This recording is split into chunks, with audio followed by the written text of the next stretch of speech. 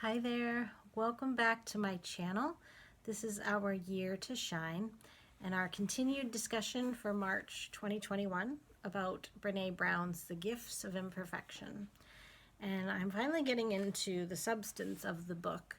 The first section, she's telling us about her definitions through all of her research for courage, compassion, and connection. These are the things that she considers to basically be the tools to getting us to this wholehearted living that she's talking about. Because on the front of the book, you remember, it says, this is our guide to wholehearted living. And in the last video, I discussed what she said about wholehearted living. That she realized, and I have a kitty saying hello, that's Annabelle. She realized that people who were living in this way, this wholehearted way, had certain qualities. So she was really able to qualify it and quantify it as a researcher. So it's a really unique approach. It's not just a typical self-help book. It's written by a researcher who's really gone to great lengths to figure out the patterns that she was seeing with certain things. She brings up something in this chapter that, of course, we know from what I told you about her background last time, that she studied for a long time, and that is shame. So she talks about what a shame storm is. And this is when she gives an example of a situation. I won't go into the details of it, but this is when something goes really badly and you might just be ruminating about it, and just this whole thing of, remember when we were reading the last book and I said it's one of those moments where you're like, you ruined everything, you stupid bitch. You're having all this horrible negative self-talk. So she calls that the shame storm. And one thing that's interesting, and this is something I discussed last year in a video, I think it was when I was talking about one of Cheryl Richardson's Art of Extreme Self-Care things, that she makes a good point that you have to be selective about who you're talking to in these moments of these shame storms. And she gives about 8 different definitions of the different kinds of friends that you might have. And she's come up with the perfect combination of somebody who's going to have compassion for you and empathy and not try, so many of the friends that she described, and she even says this too, that you have been that friend sometimes where you might react and go, oh, that's horrible, oh, and just sort of making it worse from some of your reactions, or you might even try to downplay it. Oh, I'm sure it wasn't that bad, So she talks about compassion in terms of being this empathetic person, to really be with the person that's having this experience of shame. There is a story in here about a mother who missed an important event at her child's school, and she just is coming into the classroom in tears. And Brene witnessed all these other moms going up and being super authentic and raw and vulnerable, and just saying things like, hey, I actually forgot to go to such and such or whatever for their kid one time. Or they were all sort of making her feel better by showing her how human what happened was, and that everybody's been there. And so it was an act of not only vulnerability, but it was a compassion. It was putting yourself in that person's shoes, because in a lot of cases we've all been there. So when you think about friends that you call in a situation with shame, or maybe other situations too, you may know that there are different reactions for all the friends, and you will start to get to know what you need in certain moments.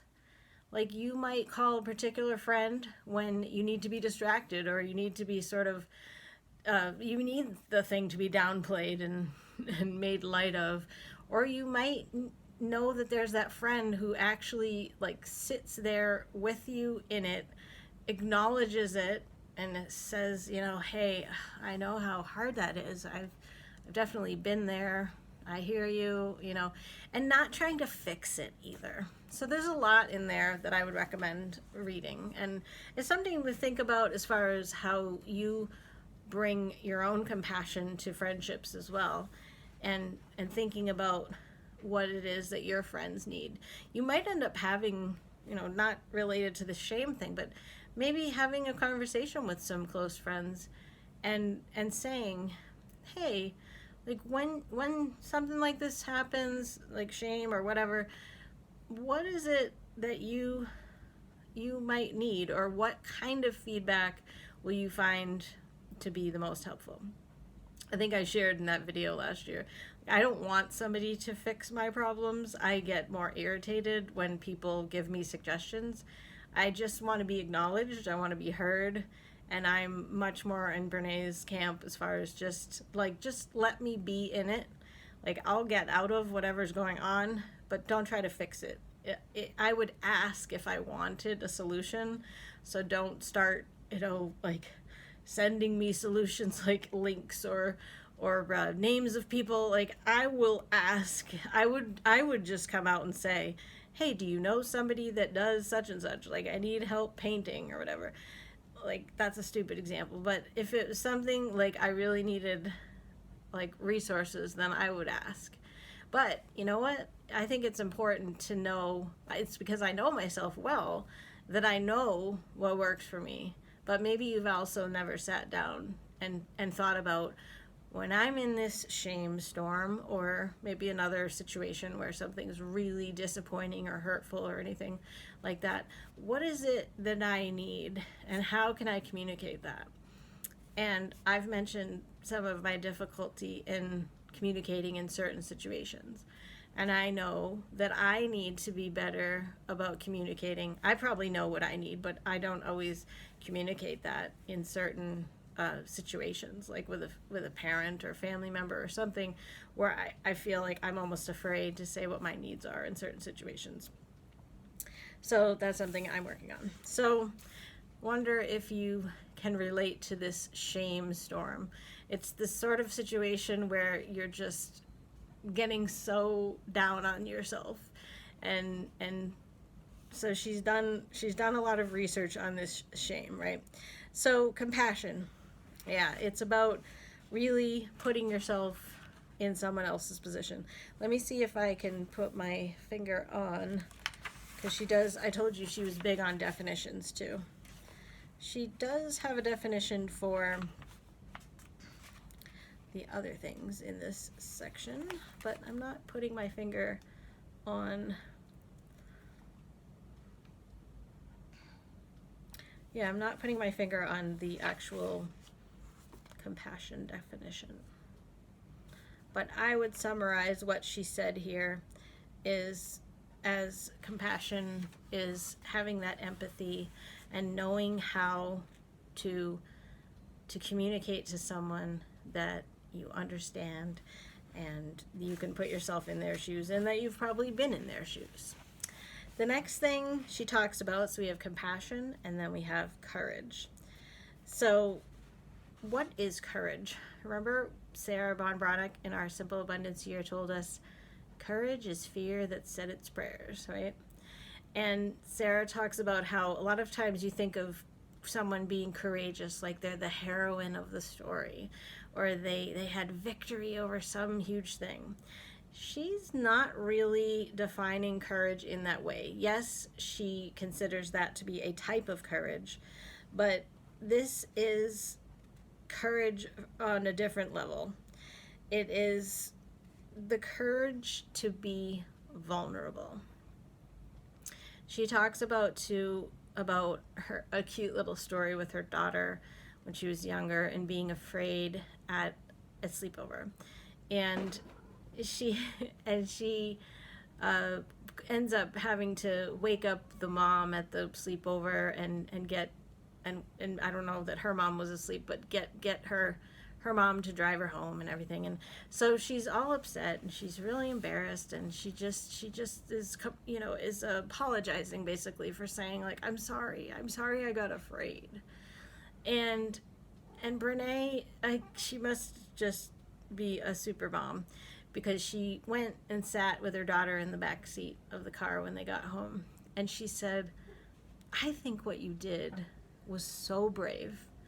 You had to go and you had to wake up the mom, and you had the courage to do that because you knew that you needed to go home and you were really valuing your own needs. Like, I really admire that.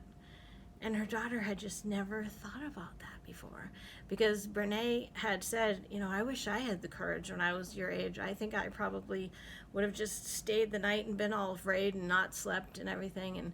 And the next day her daughter made a cute little statement, and she said, can I be brave again? What did she say? I thought about what you said, and can I be brave again and ask for something else? And so she asked Brene, her mom, if the next time there was a sleepover, if she could just basically like plan ahead and have Brene come and pick her up when it got to be bedtime, so that it was like she was planning ahead to be brave. And how wise above her years. But she gained that through having a parent that really acknowledged that it took courage to realize that there was fear, and to realize that action had to be taken place to meet the needs of the self-care. So she talks to us a bit about courage. And then compassion. No, we talked about compassion. Oh, wait a minute. Here's where she's going to have the definition. We did talk about compassion at the beginning. Let's see. Maybe that's why I couldn't find the compassion definition. I don't know. I'm still not seeing it.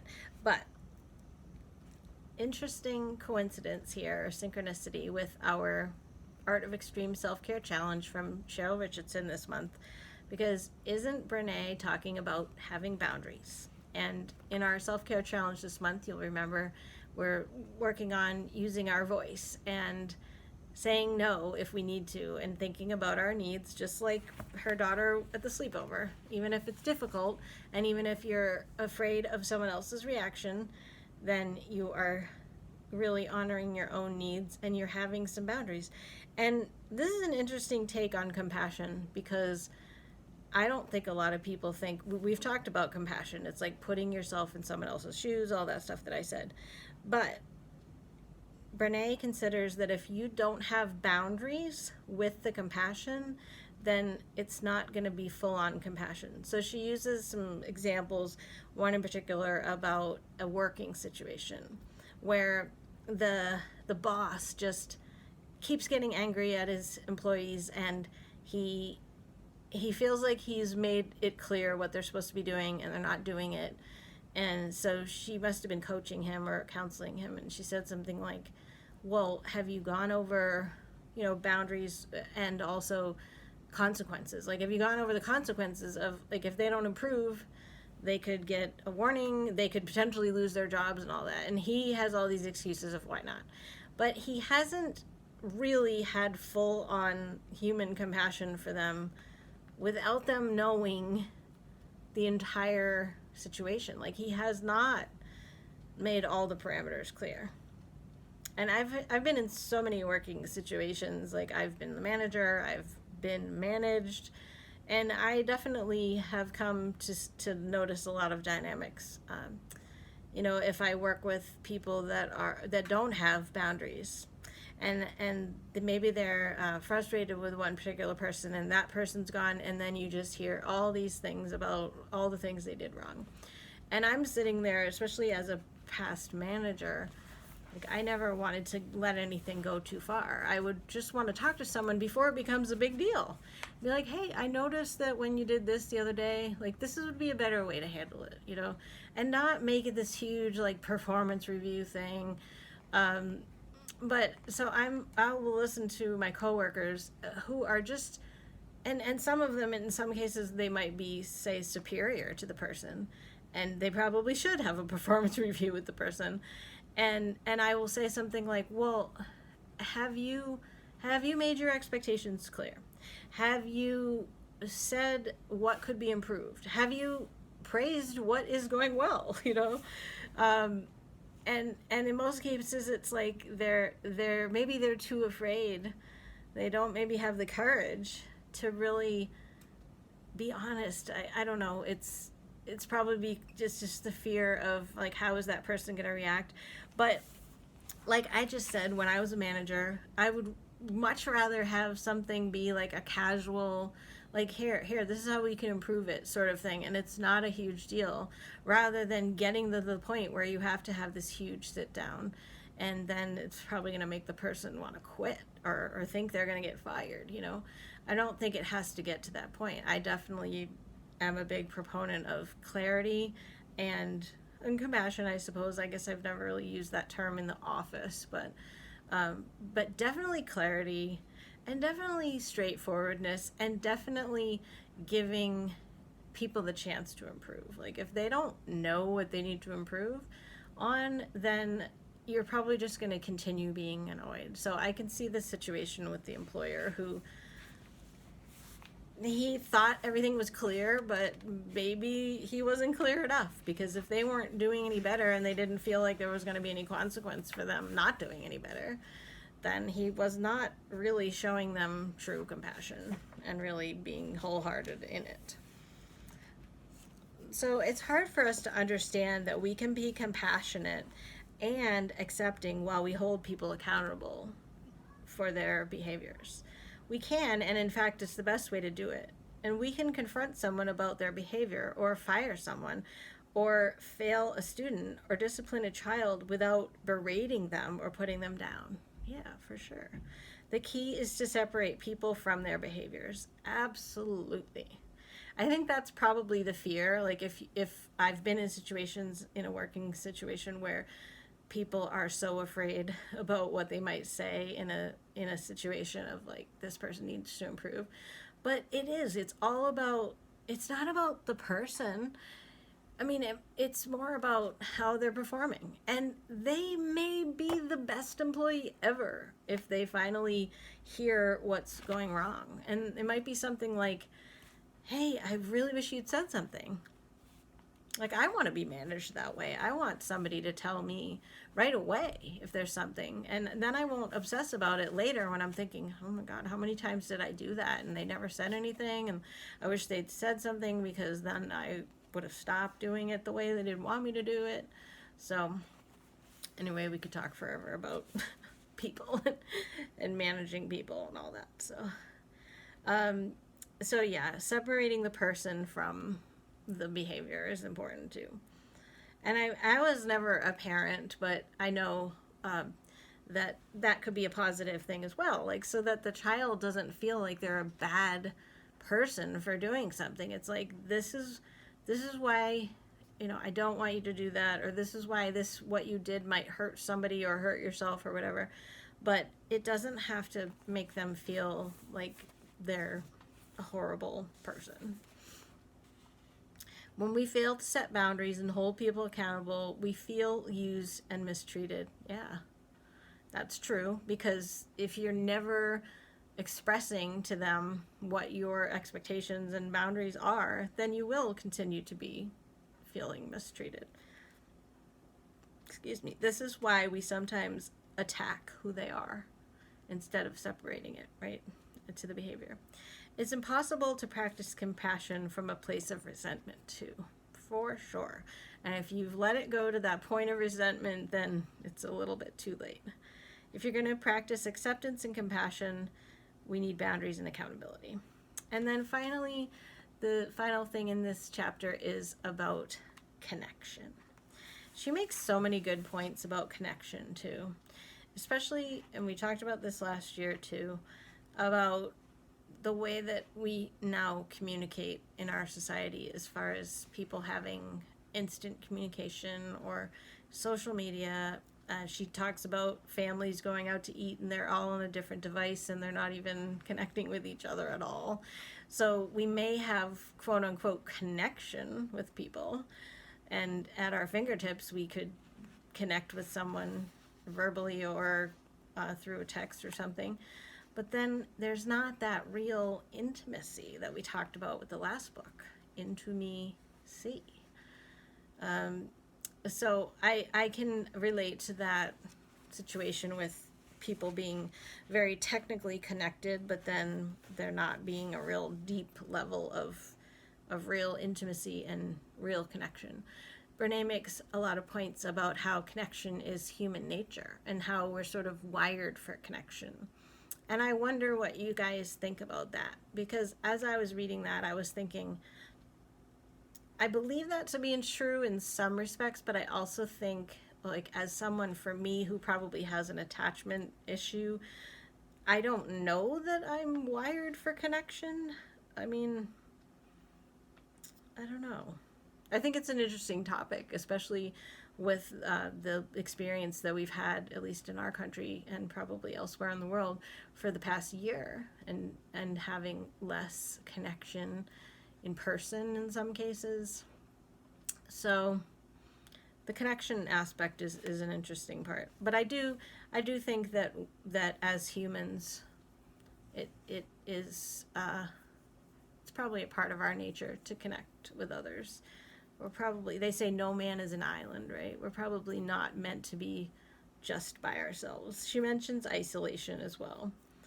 Uh, it's amazing, perhaps surprising, the connectedness we experience in our relationships impacts the way our brain develops.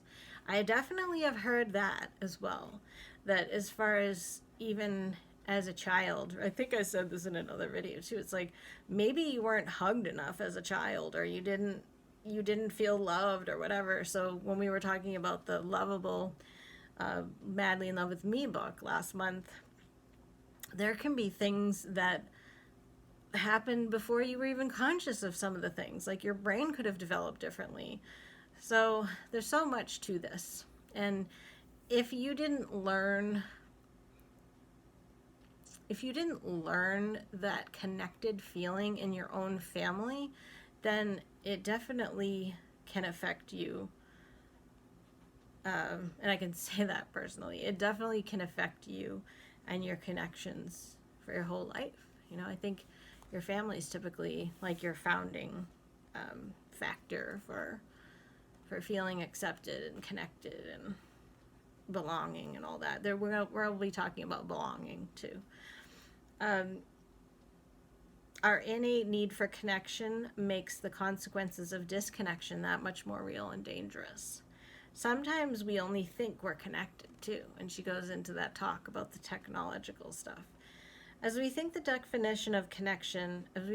that, and how easy it is to mistake technology for connecting, we also need to consider letting go of the myth of self-sufficiency.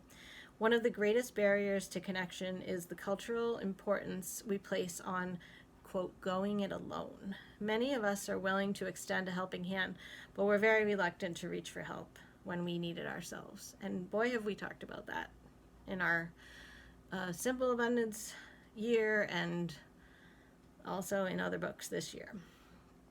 It's as if we've divided the world into those who offer help and those who need help. But the truth is that we are both. So, and there was a definition of connection, which I really liked. I skipped over it, but this is Brene speaking. I define connection as the energy that exists between people when they feel seen, heard, and valued, when they can give and receive without judgment, and when they derive sustenance and strength from the relationship. Yeah. You guys know that I love The Bachelor, and I've mentioned it before. And they always have an episode where they have hometown dates, and the bachelor or bachelorette goes back and meets the family of his top, usually 4 or 5 in the most case, families. And just this season that's going on currently, I was so touched by the families in this season that's going on right now, because they were all, I mean, it was like you could just tell that those parents would just die for their kids. It was like you could see the moms, and they would be like stroking the hair and saying things like, no matter what happens, like, we're gonna get through this. And I just felt so much love from all these parents, and And I just thought, wow, everybody should be so lucky to have a foundation of belonging and connection with their families. So this season, he just had, and the families were all different too. It wasn't like a matter of like, you know, the traditional family. I mean, there were a lot of very unique family situations, but there was so much love, and so much, just, yeah, it was unconditional love. You really felt like those parents, especially, they would just lay down their lives for those kids. It was wonderful. I was envious. It was really nice. So she talks a bit about of her breakdown again, a little bit, and in terms of what she learned with these connection, compassion, and why have I forgotten? Oh, courage. We already talked about courage. So she brings that in. If connection is the energy that surges between people, we have to remember that those surges must travel in both directions. And that's a part of connection too. She makes a point, and I skipped over it, something to the effect of, in order to feel connection with others, then it is a give and take. There's giving and there's receiving in connection.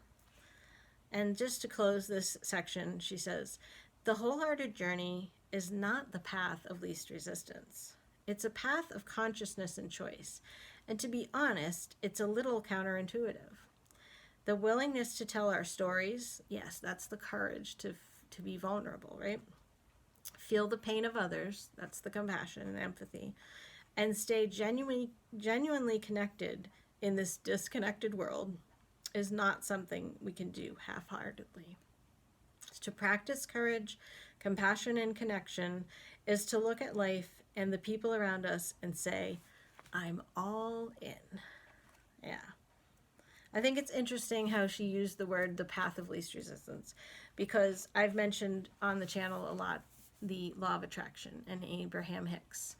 And Abraham's way is always doing the path of least resistance, like going with the flow. It should be like the downstream thoughts, like I mentioned in one thing.